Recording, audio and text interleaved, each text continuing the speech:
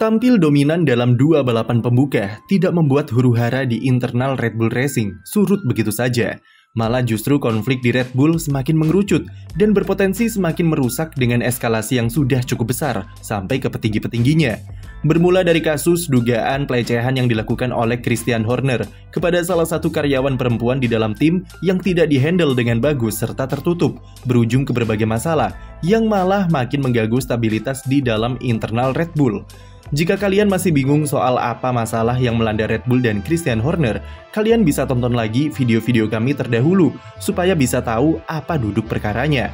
Yang jelas, kasus ini berubah menjadi konflik adu kekuasaan antara dua pihak dengan power besar, yaitu Horner dengan backingan keluarga Yovidia selaku owner mayoritas dari Thailand dan Red Bull Austria dengan kubu Verstappen serta Helmut Marko ada di sana. Pada GP Arab Saudi, situasi internal makin panas pada hari Jumat atau setelah kualifikasi, di mana Helmut Marko diinvestigasi oleh Red Bull terkait dugaan kebocoran informasi soal kasus yang dihadapi oleh Horner. Helmut Marko disinyalir menjadi pihak yang pertama kali membocorkan ke media soal informasi laporan pelecehan dari seorang karyawan kepada Horner. Selain itu, Helmut juga dituduh menjadi dalang di balik penyebaran email berupa foto, serta screenshot dugaan bukti-bukti kasus Horner di GP Bahrain 2 pekan yang lalu. Seperti yang kita tahu, meski Red Bull sudah bebaskan Horner dari tuduhan pelecehan, tapi kasusnya makin rumit setelah bocornya dugaan bukti-bukti kasusnya pada GP Bahrain. File tersebut disebar melalui email kepada semua jurnalis, tim prinsipal, Jos Verstappen, dan sampai ke CEO F1 serta Presiden FIA. File berisi screenshot chat dan beberapa foto vulgar tersebut berhasil memancing perhatian dari petinggi-petinggi di F1 dan membuat posisi Horner makin tertekan.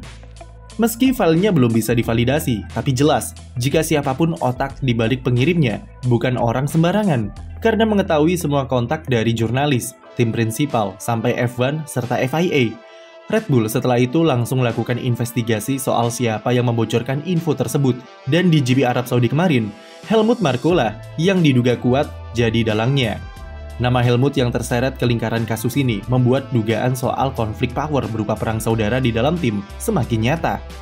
Helmut dan Horner tahun lalu saja pernah berselisih satu sama lain, yang meskipun bisa didinginkan, tapi jelas jika semenjak kepergian Dietrich Mateschitz, jembatan yang menghubungkan mereka berdua supaya bisa bekerja dalam satu paham sudah runtuh.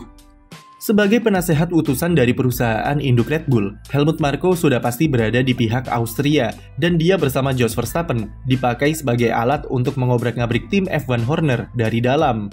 Awalnya itu hanya asumsi, tapi makin kesini semakin terlihat kalau perang saudara ini memang nyata terjadi kalau melihat dari komentar pedas Jos Verstappen yang menuduh Horner playing victim dan investigasi Helmut Marko. Helmut Marko jelas membantah soal dugaan dia membocorkan informasi dengan mengatakan jika itu adalah hal yang tidak masuk akal, karena selain dia sendiri tidak lihai bermain HP, pria 80 tahun ini tak pernah melihat bukti chat tersebut, serta tidak terlibat di dalam proses investigasi internal. Diselidikinya, Helmut Marko membuat posisinya sebagai penasehat dari Red Bull terancam berupa sanksi skorsing, atau skenario terburuknya adalah kiprahnya di F1 akan berakhir lebih cepat. Kami bilang skenario terburuk karena jika Helmut Marko dipecat atau dikeluarkan dari tim, maka dampaknya akan sangat besar dan sangat buruk bagi Red Bull karena otomatis itu akan membawa Max Verstappen ke dalamnya. Padahal selama ini Verstappen terkesan menjauhi dan jaga jarak dari huru-hara Red Bull, sampai kemudian Helmut Marko ikut terseret dan ia mau tak mau harus ikut campur. Diketahui jika ada klausul yang bisa membuat Max Verstappen mengakhiri kontraknya lebih awal dan keluar dari Red Bull jika seandainya Helmut Marko dipecat. Klausul diyakini benar-benar ada dan jadi bahan gorengan politik bagi pihak-pihak yang bermain di dalam konflik di internal Red Bull. Di video sebelumnya, potensi Max Verstappen pindah sudah kami mention lewat keberadaan Jos Verstappen yang kedapatan berbincang-bincang dengan Toto Wolff selaku tim prinsipal Mercedes. Posisi Jos yang berada di kubu oposisi dan mengkritik keras Christian Horner dalam kasus ini juga bisa memperparah hubungan Red Bull dengan Max Verstappen di tim. Hal itu karena Verstappen sendiri sangat loyal kepada orang-orang yang berperan besar dalam karirnya di F1, dan orang-orang itu adalah ayahnya sendiri serta Helmut Marko. Pembalap Belanda tersebut secara tersirat memberikan ancaman kepada Red Bull jika Helmut pergi dengan cara seperti demikian, maka dia juga akan angkat kaki dan tim akan alami masalah besar. Verstappen tak bisa balapan tanpa Helmut Marko, apalagi ayahnya terancam tak bisa ikut masuk ke garasi Red Bull seperti biasa setelah konfrontasi dengan Horner. Posisi Verstappen jelas jika dia akan mempertahankan dan membela Helmut Marko apapun situasinya. Apalagi sikap Verstappen tak pernah benar-benar memberikan dukungan yang tegas kepada Horner terkait kasus yang ia hadapi dan cuma mengatakan kalau kondisi di tim masih solid. Pembalap 26 tahun itu juga membela ayahnya soal kritikan pedas ke Horner setelah GP Bahrain. Loyalitas Verstappen bukan hanya bualan semata, karena selama ini kita tahu jika dia adalah pembalap yang selalu memegang dan cukup tegas dengan prinsipnya. Jadi Red Bull kehilangan Verstappen adalah suatu hal yang sangat mungkin terjadi jika melihat bagaimana eskalasi konflik yang dialami Red Bull saat ini. Atau kasarnya adalah Horner harus out atau Verstappen yang angkat kaki. Lalu menanggapi ancaman Verstappen dan betapa besar influensi yang ia hasilkan di dalam tim, Christian Horner nampak tak bergeming dan mengindikasikan jika ia tetap ngotot mempertahankan posisinya sebagai tim prinsipal dan CEO di Red Bull. Horner menegaskan jika tidak ada individu yang lebih besar dari tim Red Bull dan jika ada orang yang sudah tidak ingin berada di tim, maka Horner tak akan menghalanginya untuk pergi. Pernyataan ini merupakan kartu as bagi Horner untuk bisa memberikan perlawanan terhadap ancaman yang diberikan oleh kubu Verstappen. Ia tak peduli jika Verstappen out atau tidak, selama ia masih menjabat sebagai bos di Red Bull Racing, maka selama itulah dia bisa membangun ulang tim ini. Bahkan meskipun nanti ia bukan cuma akan kehilangan Verstappen, tapi juga figur seperti Adrian Newey yang kabarnya juga sudah jengah dengan kacaunya internal Red Bull. Horner percaya jika Red Bull tidak akan goyah dengan selama dia masih memimpin. Statement Horner tersebut ada benar dan ada salahnya. Benar, karena mau sebagus apapun prestasi Verstappen, maka dia tak jadi pembalap seperti sekarang jika tidak ada peran Red Bull dan Horner.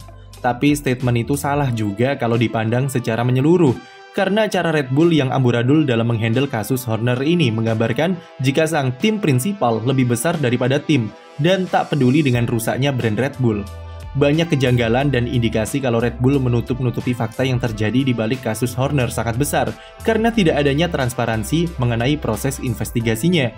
Karena kacaunya Red Bull menghandle kasus dan ego Horner yang besar untuk menutupi kasusnya serapat mungkin, konfliknya berubah menjadi perang saudara. Meski Horner tak bersalah, tapi jika dari awal prosesnya transparan, maka dampak yang ditimbulkan tidak akan separah ini. Pernyataan Horner yang seolah-olah menggertak ancaman Verstappen juga bisa memperkeruh suasana dan makin mendekatkan sang juara dunia 3 kali tersebut menuju pintu keluar dari Red Bull. Karena secara tersirat, Horner sudah mempersilahkan dan tak akan menghalangi jika Verstappen ingin pergi dari tim kalau dia serta kubunya tak nyaman di tim. Melihat kondisi yang makin tak kondusif, pada hari Sabtu atau sebelum balapan GP Arab Saudi dimulai, dua CEO Red Bull, yaitu Oliver Mintzlaff dan Franz Wanslawik, turun gunung untuk mendinginkan situasi. Mintzlaff berbicara langsung dengan Helmut Marko untuk memintanya agar tetap bertahan sebagai penasehat di Red Bull, yang secara langsung juga akan menjaga keberadaan Max Verstappen di tim. Helmut juga mengindikasikan kalau dia mau untuk tetap stay di tim, tapi dengan catatan kalau kondisi di internal harus dikondisikan dan kembali damai seperti semula, yang mana kami belum melihat kondisi di Red Bull cukup kondusif untuk saat ini. Sementara Christian Horner sendiri mengklaim jika ia sudah mendapat dukungan dari kedua CEO tersebut untuk tetap menjabat sebagai bos di Red Bull. Tapi Mintzlaff sendiri masih tanda tanya, karena dia hanya mengatakan kalau ia cukup senang dengan manajemen yang ada sekarang dan tidak menyebut spesifik ke Horner di situ. Selain itu, walau mereka berdua sempat bertemu, tapi sang CEO nampak menjaga jarak dengan Horner dan banyak habiskan waktu bersama Helmut Marko. Apapun yang terjadi, usaha pendinginan situasi nampaknya belum membuahkan hasil yang signifikan dan masih ada peluang jika kontroversi di Red Bull ini akan hasilkan plot twist lain dalam waktu dekat. Tapi posisi Red Bull Austria cukup jelas jika mereka tak ingin konflik meluas lagi, terlebih sampai kehilangan Max Verstappen. Yang kami sesalkan dari semua huru-hara ini adalah kasus pelecehannya jadi tertutupi dan bahkan terduga korbannya malah diskors dari Red Bull karena dituduh berbohong. Kami tidak peduli dan terserah kalian mau percaya Horner bersalah atau tidak. Tapi fakta jika kasus sesensitif ini dimanfaatkan sebagai alat politik untuk memainkan kekuasaan di dalam tim adalah hal yang cukup menjijikkan. Membuktikan kalau F1 belum sepenuhnya aman bagi perempuan dan membuka tabir soal bobroknya serta kotornya permainan kekuasaan di Red Bull. Sekian video dari kami, jangan lupa beri like dan subscribe untuk konten F1 lainnya.